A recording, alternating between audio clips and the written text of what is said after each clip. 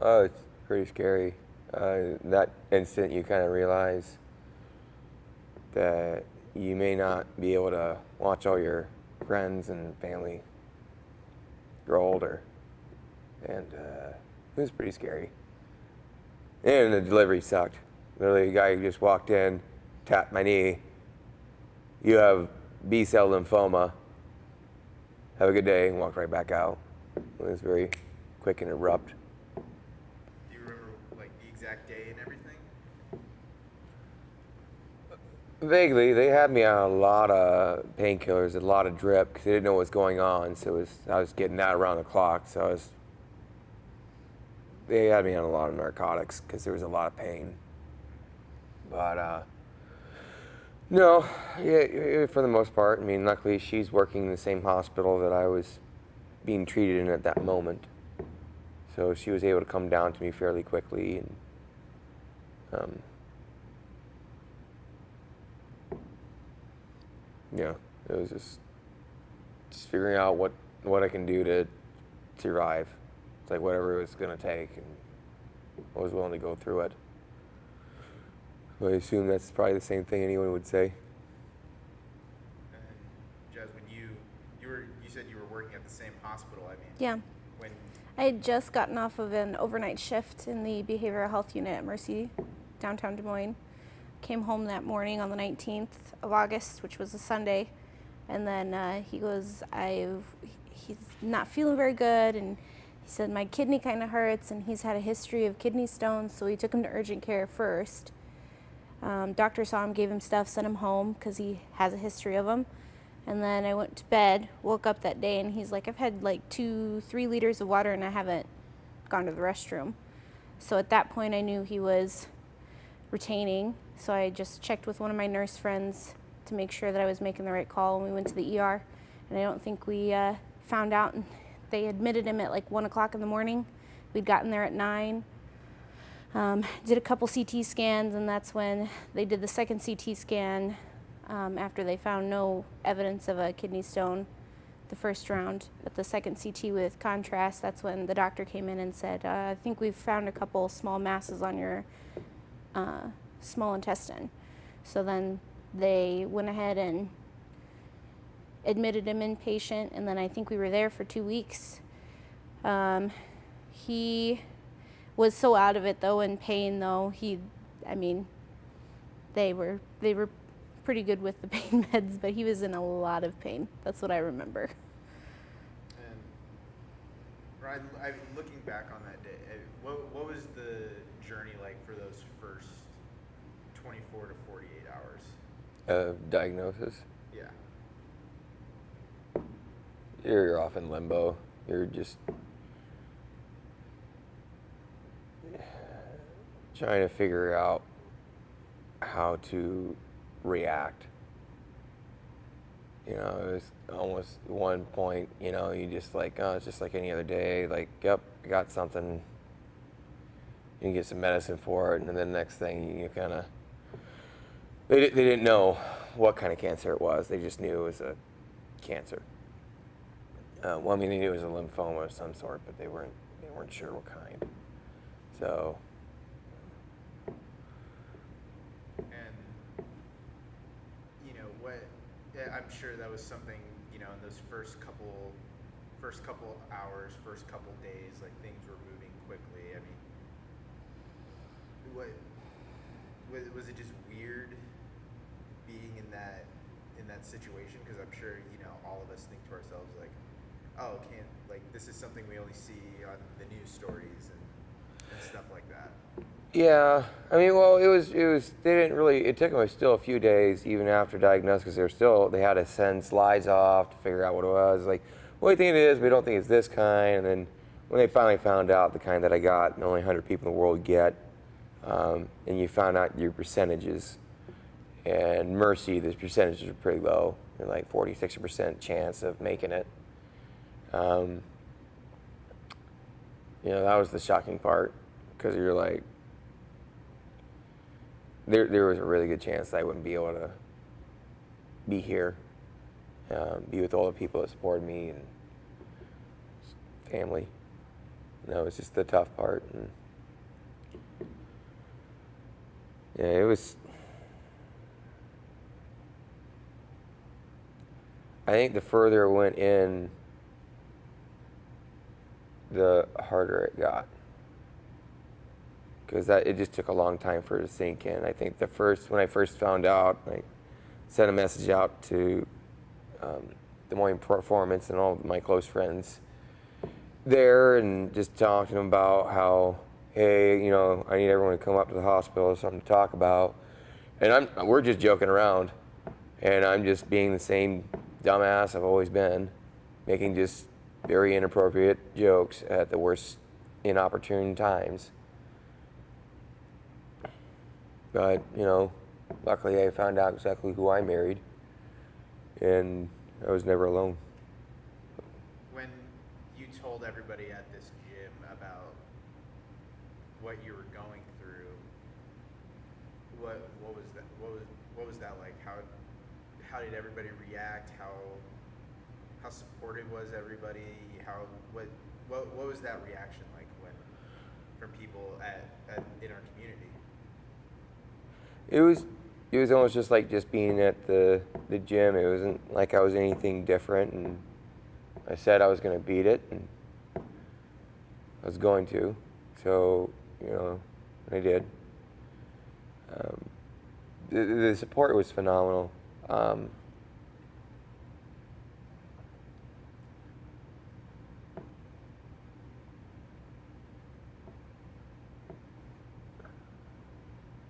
never been part of anything that made me feel at home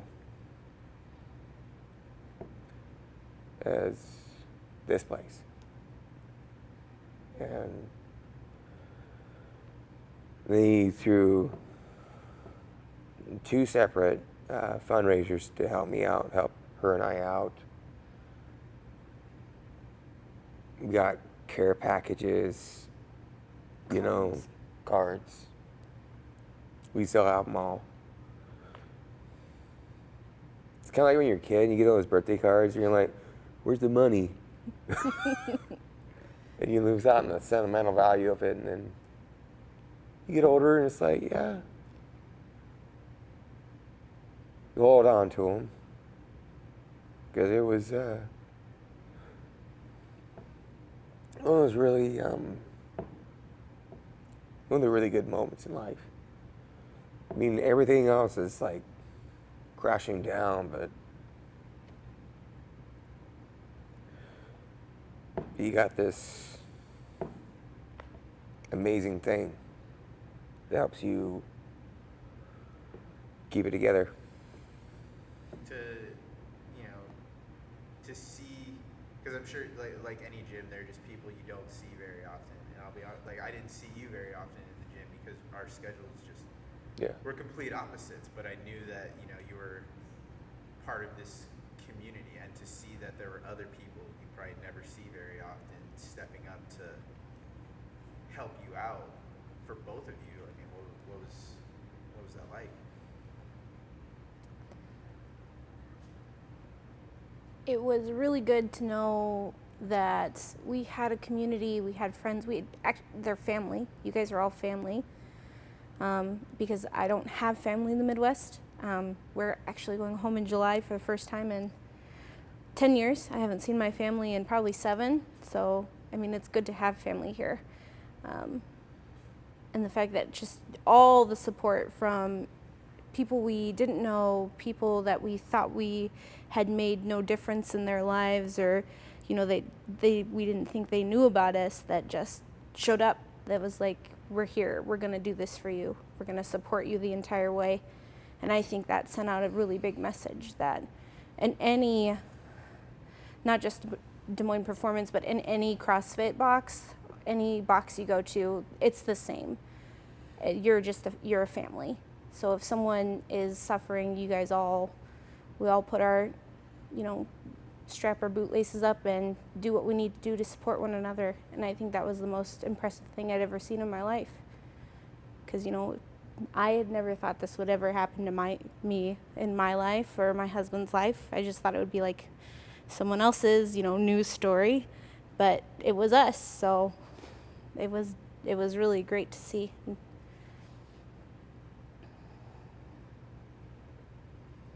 Ryan, for you, I mean, when you saw all that support, what can you talk about kind of some of those hard days through getting treatment, and you guys were actually up at the Mayo Clinic for a certain amount of time. I'm sure there were hard days. What made those days easier, if anything did? My wife.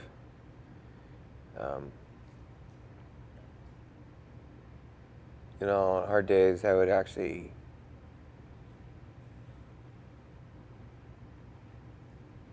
pull out the cards and look at them.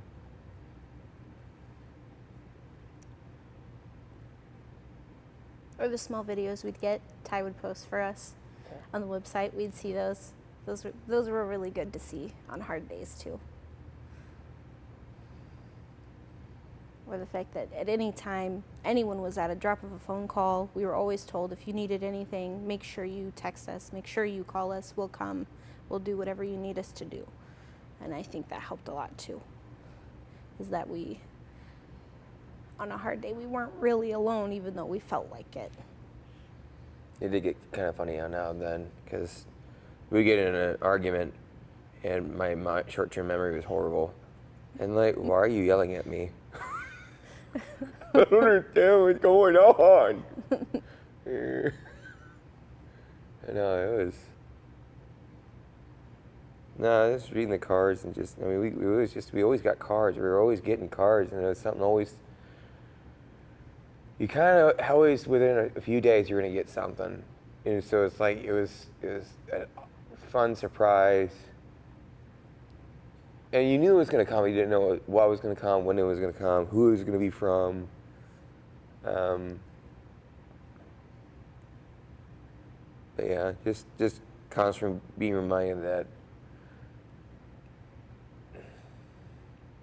one of the greatest things I've ever been a part of was rooting for me the whole time. And one of the things I remember from that time was, I remember at one point Phil, during the 9 a.m. class, he's like, "Hey, Cherry has this, but he's coming back to the box at some point." How motivating was it for you to know that, like, I want to get back to this box at some point? And how important was that for you to know that you need to stay healthy during this? You want to come back to this community?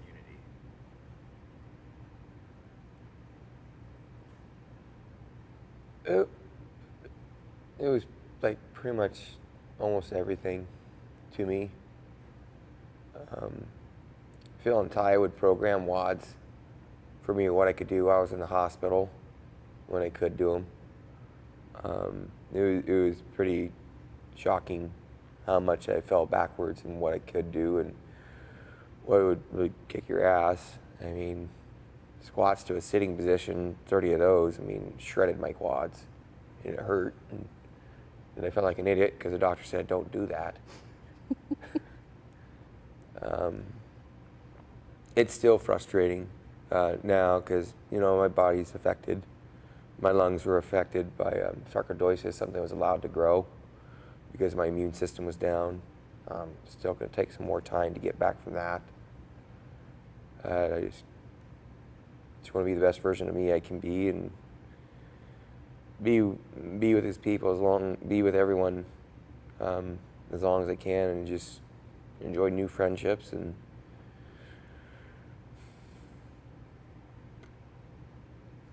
There would have to be times semi-inebriated gym, Yeah. dares, like, let's do a muscle up every minute on the minute and then take a shot of beer.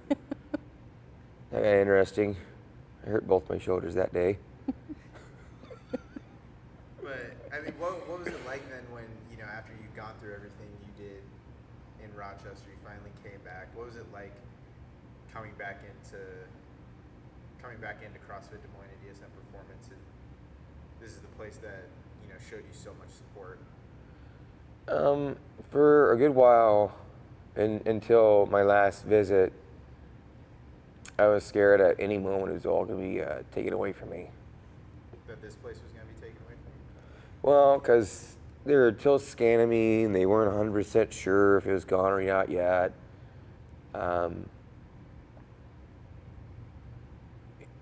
And so I was just trying to savor every moment that I got. When he came back, I think it was, I want to go to the gym with a vengeance. It's, I want to do 2-a-days. I want to be back to where I was. And, you know, he did them, but I mean, he's doing them at his own pace so he can be to where he is. And I think it's kind of like a sanctuary for the both of us when we can show up and just put it all out on the floor and then leave it, you know, leave it all out there. Because I think that even though we're still dealing with a lot of stuff when we came home, because you still have, you know, you have post-cancer treatment things you have to deal with, and whether that's just getting back into a job or trying to figure out, you know, I need to make ends meet, let's do what we need to do, and a few hiccups along the way in life. But here, I think Ryan knew that I just needed to be there. He just always needs to be here. So. She talks better than me. And,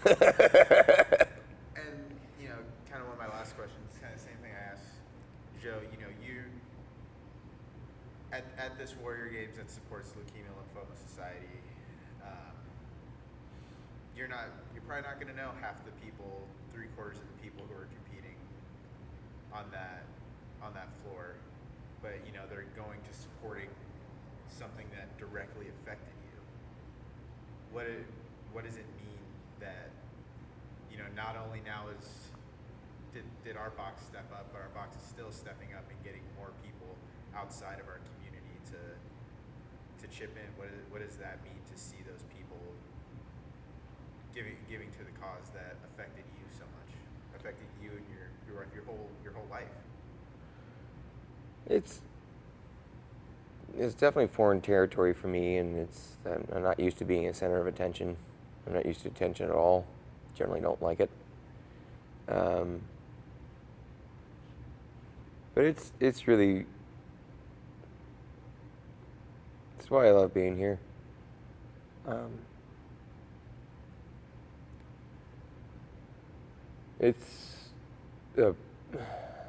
It's just neat. The people, it's not about what they can do for themselves. It's what they can do for each other.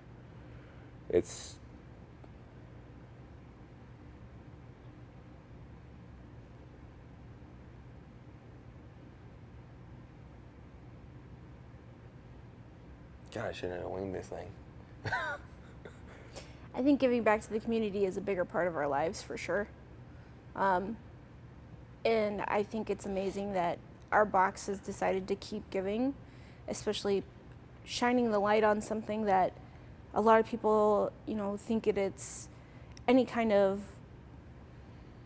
blood cell lymphoma is common. People think it's a common thing, but I don't think they realize the upturn in someone's life it creates, and the fact that we're trying to give back to help those and to give more understanding to research so we can figure, you know, quicker ways to diagnose, or whether that's to create medicine to, you know, cut the treatment time in half, or even just get rid of the cancer altogether. I think that's the biggest thing, is that it's amazing that not only our box, but the community is wanting to come and do that to support, to show support for people. Not only like, we get it, you've done this thing, but let's give back and let's continue to give back. Yeah, and I mean, you talk about giving back, but this, I don't think people realize how much this can affect you guys. Like, this uprooted your guys' lives. Yeah. You had to go to the Mayo Clinic in Rochester, Minnesota for months at a time, you know. And we weren't the only ones. There were people from all over the United States, different countries. I remember I had met a family on an elevator at Mayo that was from Qatar. And they gave everything to go get treatment at Mayo because it was the best place to go get treatment. I even remember a older family that was from Wisconsin that they had sold their house. They had done everything else to come and try to get treatment and make sure they could prolong the husband's life. But I think that just by doing this helps people. It definitely helps people, because I think we as a community, as a healthcare community nonetheless, we need more resources for that, because I think that, especially with cancer, it shows the disparities between the people who can afford and the people who can't afford. And I think that having a resource for the people who can't afford, it makes the process easier. Because I just remember when he got sick, I allowed myself one breakdown day, and that was the day he was diagnosed. And then after that, I knew I had to be the foundation. I had to be the rock. I had to be whatever I needed to be. But I knew, I think what's scary for me was that I just didn't know where to go for all these resources, because we like to think there's a lot, but there's not many, especially for people who are trying to navigate it on their own. So I think that... And to go through all of that while, like you said, you were his foundation. You guys both knew you had a foundation back here. Mm-hmm. How helpful was that? Incredibly. It was incredibly amazing. Like I said, I don't consider anyone friends. They're all family here. And we had his family, but when you're in the hot seat, you're away from your own family, it's harder to keep going sometimes. But knowing that I had everyone back here was able to keep me stable and keep me at that point in his life where I needed to be the strong one, figure things out, and keep doing what I needed to do. So. Anything else you guys would do differently looking back now? No. I think as caregivers, it's important to laugh more. Definitely you need to find things to laugh about and keep it fun. And then don't be afraid to take time for yourself, because if you don't, you're just going to burn yourself out in the end too. Oh, always bring your own toilet paper to the hospital. Yeah. Yeah, we were told by our nurses that was a big thing. Because hospitals have the worst ply, so bring your own toilet paper. When your GI tract doesn't rejuvenate anymore, it's just the most uncomfortable feeling in the world.